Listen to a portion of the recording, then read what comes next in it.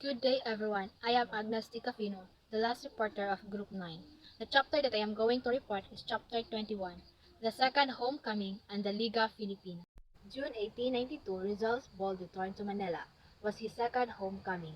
August 1887, his first homecoming from abroad. He marked his re-entry into the hazardous campaign for reforms. He firmly believed that the fight for Filipino liberties had assumed in phase. The battlefield is in the Philippines. He told countrymen in Europe that we will help one another, there together we will suffer or triumph perhaps. December 31, 1891. He reiterated this belief in a letter to Bloomington. Rizal believed that the La Solidaridad is no longer our battlefield, now it is a new struggle. Arrival in Manila with sister.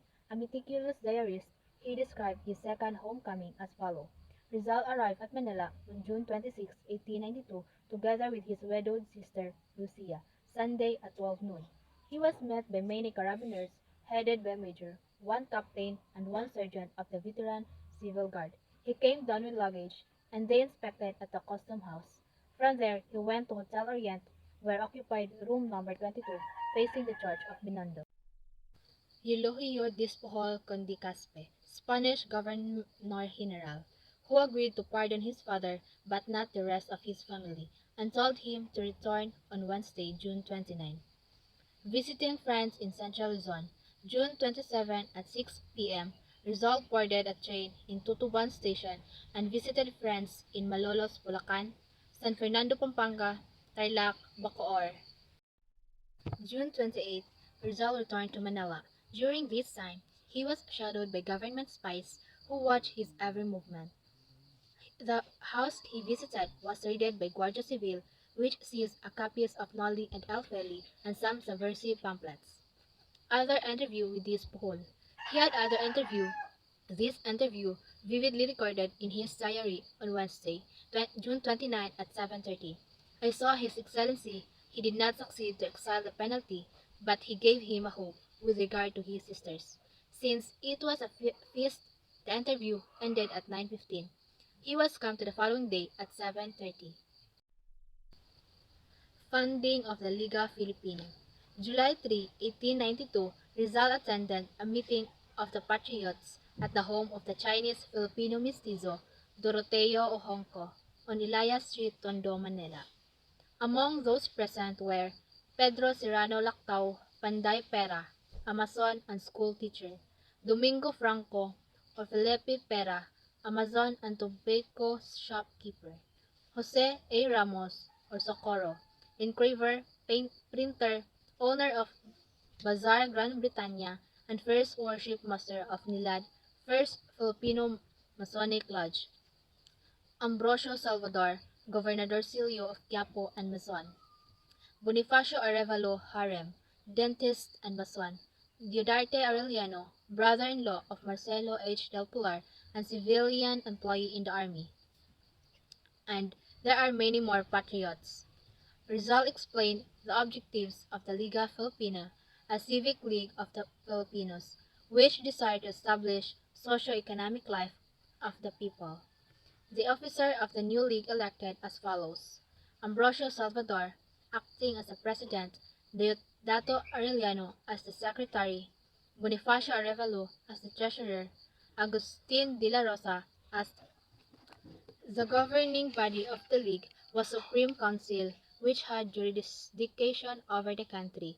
It was composed of president, treasurer, secretary, and a fiscal. Constitution of the Liga Filipina. The aims of the Liga Filipina, as embodied in its constitution, were the following. First, to unite the whole archipelago into a compact and homogeneous body. Second, mutual protection in every land and necessity. Third, defense against all violence and injustice. Fourth, encouragement of education, agriculture, and commerce. Fifth, study and application and reform. The motto of the Liga Filipina was "An as insta omnium," or "one like all." The duties of the Liga members are as follows. First, obey the order of the Supreme Council. Second, to help in recruiting new members. Third, to keep in strictest secrecy the decision of the Liga authorities. Fourth, to have a symbolic name. which cannot change until he became a president of the council. Fifth, to report to the fiscal anything that he may hear which affects the Liga. Sixth, to behave well as befits a good Filipino. And lastly, to help fellow members in all ways. While arrested and jailed in Fort Santiago, July 6, Rizal went to Malacañang Palace to resume his series of interviews with the Gobernador General. During the interview, Gobernador General Bispo showed him a printed leaflets which were allegedly found in Lucia's pillowcase. The leaflets found in the pillowcase is the pobres frailes or poor friars. Rizal vigorously denied having those leaflets, despite his denial and insisted demand for an investigation due to process of law. He placed under arrested and escorted to Fort Santiago by Ramon Despojoy.